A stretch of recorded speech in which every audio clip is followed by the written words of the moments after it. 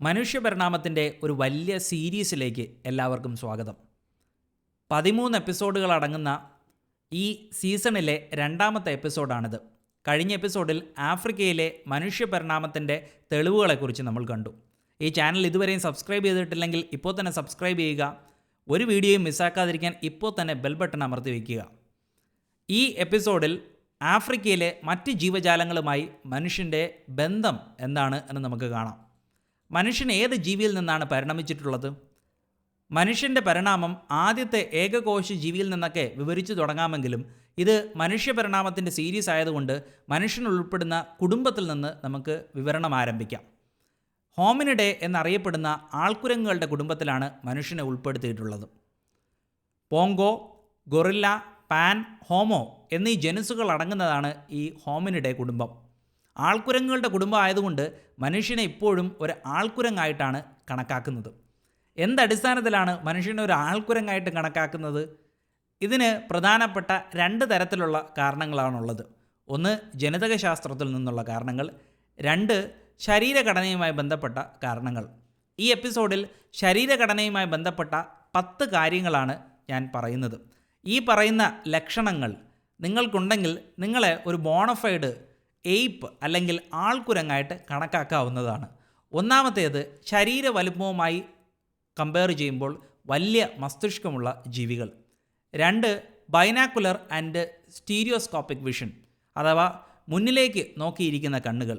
അങ്ങനെ ഇരിക്കുന്നത് കൊണ്ട് തന്നെ ചുറ്റുപാടിനെ കുറിച്ചൊരു 3D പെർസെപ്ഷൻ ഉണ്ടാക്കാനുള്ള കഴിവുകളുള്ള കണ്ണുള്ള ജീവികൾ. മൂന്നാമത്തേത് താഴേക്ക് തുറന്നിരിക്കുന്ന നാസദ്വാരങ്ങൾ അഥവാ നോസ്ട്രിൽസ് ഉള്ള ജീവികൾ. 4മത്തേത് പല്ലിൻ്റെ എണ്ണം. അടിച്ച് നിൻ്റെ 32 പല്ലും താഴെ ഇടും എന്ന് ഒരു മനുഷ്യനോട് മാത്രമല്ല, ഒരു ചിമ്പാൻസിയോടോ ഗൊറില്ലയോടോ ഒറാങ്കുട്ടനോടോ ഒക്കെ പറഞ്ഞാലും അക്ഷരം പ്രതി ഈ വാചകം ശരിയായിരിക്കും. കാരണം ഇവർക്കെല്ലാം 32 പല്ലുകളാണുള്ളത്. കാരണം ഇവർക്കെല്ലാം ഒരേ ഡെൻ്റൽ ഫോർമുലയാണുള്ളത്, 2123/2123 എന്നുള്ളത്. 5മത്തേത് കറക്കാൻ കഴിവുള്ള തോളുകളാണ്. നമ്മളൊരു പാർക്കിലേക്ക് പോയി കഴിഞ്ഞാൽ അവിടെ കുട്ടികൾ തൂങ്ങി നടക്കുന്നത് നമുക്ക് കാണാൻ വേണ്ടിയിട്ട് കഴിയും. ഇതുപോലെ ആൾക്കുരങ്ങുകൾക്കും കഴിയും തൂങ്ങി സഞ്ചരിക്കാൻ. ഇങ്ങനെ തൂങ്ങി സഞ്ചരിക്കുന്നതിനെ ബ്രാക്കിയേഷൻ എന്നാണ് വിളിക്കുന്നത്. ആൾക്കുരങ്ങുകൾക്ക് മാത്രം ഉള്ളൊരു പ്രത്യേകതയാണിത്. കാരണം ഇങ്ങനെ സഞ്ചരിക്കണമെങ്കിൽ കറക്കാൻ പറ്റുന്ന തോളുകളുണ്ടായിരിക്കണം. ഇങ്ങനെ കറക്കാൻ പറ്റുന്ന തോളുകൾ ഉള്ളതുകൊണ്ടും കൂടിയാണ് നമുക്ക് ക്രിക്കറ്റിൽ തോള് കറക്കിക്കൊണ്ട് പന്തെറിയാൻ വേണ്ടിയിട്ട് കഴിയുന്നത്. 6മത്തേത് നമുക്കറിയാം, ആൾക്കുരങ്ങുകളെല്ലാം സസ്തനികളാണ്, മാമൽസ്. പ്രസവിച്ച് കുഞ്ഞിന് പാലൂട്ടി വളർത്തുന്ന ജീവികൾ. പാൽ ഉൽപ്പാദിപ്പിക്കപ്പെടുന്ന മാമറി ഗ്ലാൻഡ് നെഞ്ചിന് മുകളിൽ വരുന്ന ജീവികൾ. മറ്റ് ചില ജീവികൾക്കാവട്ടെ, ഉദാഹരണത്തിന് പൂച്ച, പട്ടി, പശു, ഇതിനൊക്കെ അതിൻ്റെ വയറ്റിലായിരിക്കും അതിൻ്റെ ബ്രസ്റ്റ് വരുന്നത്. 7മത്തേത് ഒപ്പോസിബിൾ തമ്പുകളാണ്. അതായത് നമ്മുടെ കയ്യിൽ പെരുവിരലുണ്ട്. ഈ പെരുവിരൽ ഉപയോഗിച്ചുകൊണ്ട് മറ്റ് വിരലുകളുടെ അറ്റത്ത് തൊടാൻ വേണ്ടിയിട്ട് കഴിയുമെങ്കിൽ അതിനെയാണ് ഒപ്പോസിബിൾ തമ്പ് എന്ന് വിളിക്കുന്നത്. 8മത്തേത് എന്ന് പറയുന്നത് ഒപ്പോസിബിൾ ബിഗ് ടോസ് ആണ്. അതായത് നമ്മുടെ കാലിനുമുണ്ടല്ലോ പെരുവിരൽ. ഈ പെരുവിരൽ ഉപയോഗിച്ചുകൊണ്ട് കാലിൻ്റെ മറ്റ് വിരലുകളിൻ്റെ തുമ്പിൽ തൊടാൻ വേണ്ടിയിട്ട് കഴിയുമോ? ഇല്ല. പക്ഷേ ആൾക്കുരങ്ങുകൾക്ക് അത് സാധിക്കും. കാരണം മനുഷ്യൻ്റെ പരിണാമത്തിൽ മനസ്സിലായിട്ടുള്ളത് മനുഷ്യരുടെ പൂർവികർക്ക് ഈ കഴിവുണ്ടായിരുന്നു എന്നുള്ളത് ഫോസിൽ റെക്കോർഡുകളിൽ നമ്മൾ കണ്ടിട്ടുള്ള കാര്യമാണ്. പക്ഷേ മനുഷ്യൻ്റെ പരിണാമത്തിൽ ഇരുകാലിലുള്ള നടത്തം ആരംഭിച്ചപ്പോഴേക്കും മനുഷ്യന് നടത്തത്തിന് വേണ്ടിയിട്ടുള്ള ഒരു കാലിൻ്റെ രൂപം പരിണമിച്ചുണ്ടാവുകയായിരുന്നു. അങ്ങനെയാണ് ഒപ്പോസിബിൾ ബിഗ് ടോ എന്ന് പറയുന്ന ട്രെയ്റ്റ് മനുഷ്യരിൽ നിന്ന് നഷ്ടമാവുന്നത്. 9മത്തേത് പരന്ന നഖങ്ങളാണ്. 10മത്തേത് വാലില്ലാത്ത ജീവികൾ. ഈ പറയുന്ന 10 ഗുണങ്ങളോ അല്ലെങ്കിൽ ഇതിലെ ഭൂരിപക്ഷം ഗുണങ്ങളോ നിങ്ങൾക്കുണ്ടെങ്കിൽ നിങ്ങൾ ഒരു ബോണഫൈഡ് എയ്പ്പ് അല്ലെങ്കിൽ ആൾക്കുരങ്ങാണ് എന്നുള്ളത്. ഈ ആൾക്കുരങ്ങുകളുമായിട്ട് മനുഷ്യൻ്റെ ബന്ധം എന്താണ്? ഈ ആൾക്കുരങ്ങുകളുമായി മനുഷ്യൻ ഒരു പൊതുപൂർവികനെ പങ്കിട്ടിരുന്നു എന്നുള്ളതാണ്. ഒരു പൊതുപൂർവികനിൽ നിന്ന് ഒരു വംശാവലി വേർപെട്ട് മനുഷ്യനിലേക്ക് നീളുന്നു, മറ്റൊന്ന് ആൾക്കുരങ്ങുകളിലേക്ക് നീളുന്നു. ഇങ്ങനെയാണ് ഈ വാചകം നിങ്ങൾ മനസ്സിലാക്കി വെച്ചിട്ടുള്ളതെങ്കിൽ അത് തീർച്ചയായും തെറ്റാണ്. ഒരു പൊതുപൂർവികനിൽ നിന്ന് ഒരു വംശാവലി വേർപെട്ട് ഒറാങ്കുട്ടനിലേക്ക് നീളുന്നു. ബാക്കിയുള്ള ആൾക്കുരങ്ങുകളിൽ നിന്ന് കാലക്രമേണ പരിണാമത്തിലൂടെ ഒരു വംശാവലി ഗൊറില്ലയുടേതായിട്ട് മാറുന്നു. ബാക്കിയുള്ള ആൾക്കുരങ്ങുകളിൽ വേർപെട്ട് ഒന്ന് ചിമ്പാൻസിയുടെ വംശാവലിയിലേക്കും ഒന്ന് മനുഷ്യൻ്റെ വംശാവലിയിലേക്കും നീളുന്നു. അതായത് അവസാനം ആൾക്കുരങ്ങുകളുടെ കുടുംബത്തിൽ വേർപെട്ട വംശം എന്ന് പറയുന്നത് ചിമ്പാൻസിയുടെയും മനുഷ്യൻ്റെയുമാണ്. അഥവാ ഇന്ന് ജീവിച്ചിരിക്കുന്ന മനുഷ്യൻ്റെ ഏറ്റവും അടുത്ത ജീവി എന്ന് പറയുന്നത് ചിമ്പാൻസികളാണ്. അല്ലെങ്കിൽ ചിമ്പാൻസിയും മനുഷ്യനും ഒരു പൊതുപൂർവികനെ പങ്കിട്ടിട്ടുണ്ട് എന്ന് നമുക്ക് പറയാം. എന്തടിസ്ഥാനത്തിലാണ് ഇങ്ങനെ പറയുന്നത്? അതിന് പ്രധാനപ്പെട്ട 3 തെളിവുകളാണുള്ളത്. ഒന്നാമത്തേത്, ചിമ്പാൻസിയുടെയും മനുഷ്യൻ്റെയും DNA ഏതാണ്ട് 98.5% സാമ്യമുണ്ട് എന്നുള്ളതാണ്.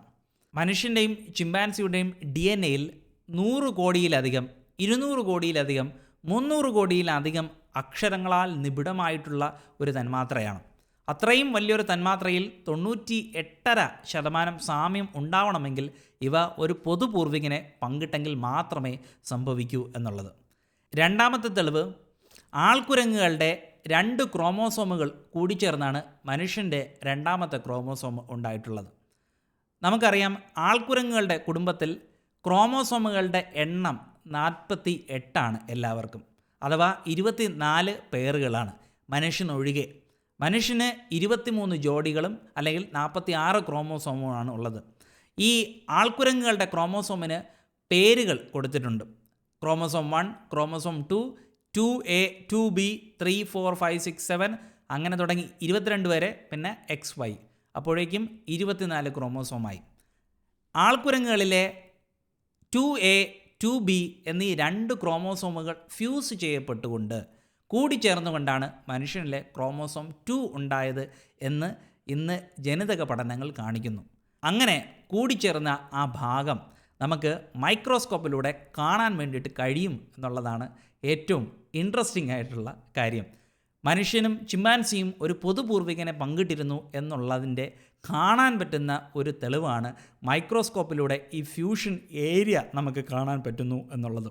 സാധാരണ മൈക്രോസ്കോപ്പിലൂടെയൊന്നും ഇത് സാധ്യമല്ലെങ്കിലും അഡ്വാൻസ്ഡ് ആയിട്ടുള്ള മൈക്രോസ്കോപ്പുകളിലൂടെയും അഡ്വാൻസ്ഡ് മൈക്രോസ്കോപ്പിക് ടെക്നിക്കുകളിലൂടെയും ഒക്കെ ഇതൊക്കെ സാധ്യമാണ് എന്നുള്ളത്. മൂന്നാമത്തേത്, ട്രാൻസ്പോസോണുകളുടെ സ്ഥാനം 2 ജീവജാലങ്ങളിലും ഒരുപോലെയാണ് എന്നുള്ളത്. എന്താണ് ഈ ട്രാൻസ്പോസോൺ? ട്രാൻസ്പോസോൺ എന്നത് നമ്മുടെ DNA-യിലെ വിചിത്രമായ ചില സ്വഭാവം കാണിക്കുന്ന DNA-യുടെ സെഗ്മെൻറ്റുകളാണ്. വിചിത്രമായ സ്വഭാവം എന്തെന്നാൽ അവർക്ക് ഇരിപ്പുറക്കില്ല എന്നുള്ളത് തന്നെ. അതായത് ചില സെഗ്മെൻറ്റുകൾ ഒരു സ്ഥലത്ത് നിന്ന് മറ്റൊരു സ്ഥലത്തേക്ക് ചാടും, ആ സ്ഥലത്ത് നിന്ന് വേറെ ഏതെങ്കിലും സ്ഥലത്തേക്ക് ചാടും. ഇങ്ങനെ ചാടിക്കൊണ്ടേയിരിക്കും. ഇങ്ങനെ ചാടിക്കൊണ്ടിരിക്കുന്നത് കൊണ്ട് അവരെ ജനകീയമായി അറിയപ്പെടുന്നത് ജമ്പിങ് ജീൻസ് എന്നാണ്. ഇത് ഒരു കാറ്റഗറി. ഇനി മറ്റൊരു കാറ്റഗറി ഉണ്ട്. അത് ഒരു സ്ഥലത്തിരുന്ന് അതിൻ്റെ കോപ്പികളുണ്ടാക്കും. കോപ്പികളുണ്ടാക്കിയിട്ട് DNA-യുടെ മറ്റു ഭാഗങ്ങളിലേക്ക് ഇങ്ങനെ എറിഞ്ഞു കൊടുത്തുകൊണ്ടേയിരിക്കും.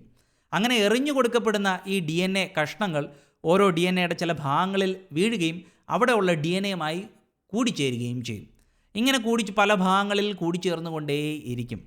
ഇന്ന് നമ്മൾ മനസ്സിലാക്കിയതിടത്തോളം ഏതാണ്ട് നല്ല ശതമാനത്തോളം ജീവജാലങ്ങളിലും ട്രാൻസ്പോസോണുകളെ കാണാൻ വേണ്ടിയിട്ട് കഴിയും.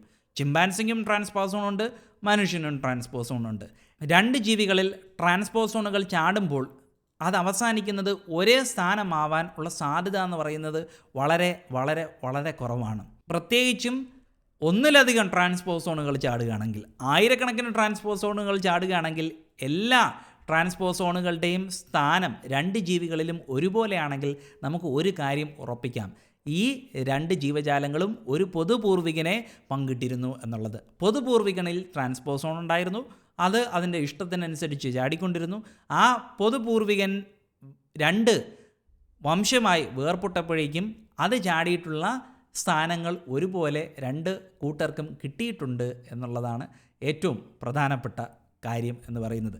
ഈ 3 തെളിവുകളുടെ അടിസ്ഥാനത്തിൽ ചിമ്പാൻസിയും മനുഷ്യനും ഒരു പൊതുപൂർവികനെ പങ്കിട്ടിരുന്നു എന്ന് നമുക്ക് ഉറപ്പിക്കാം. ഈ പൊതുപൂർവികൻ ഏത് കാലഘട്ടത്തിലാണ് ജീവിച്ചിരുന്നത്? ജനിതക പഠനങ്ങൾ കാണിക്കുന്നത് ഏതാണ്ട് 5 മുതൽ 7 മില്യൺ വർഷങ്ങൾക്ക് മുൻപ്, അതായത് 50 മുതൽ 70 ലക്ഷം വർഷങ്ങൾക്ക് മുൻപാണ് ഈ പൊതുപൂർവികൻ ജീവിച്ചിരുന്നത് എന്നുള്ളതാണ്. അത്രയും കാലഘട്ടങ്ങൾക്ക് മുൻപ് പൊതുപൂർവികൻ 2ആയി വേർപെടുന്നു. ഒന്ന് മനുഷ്യനിലേക്ക് നീളുന്ന വംശവും ഒന്ന് ചിമ്പാൻസിയിലേക്ക് നീളുന്ന വംശവും.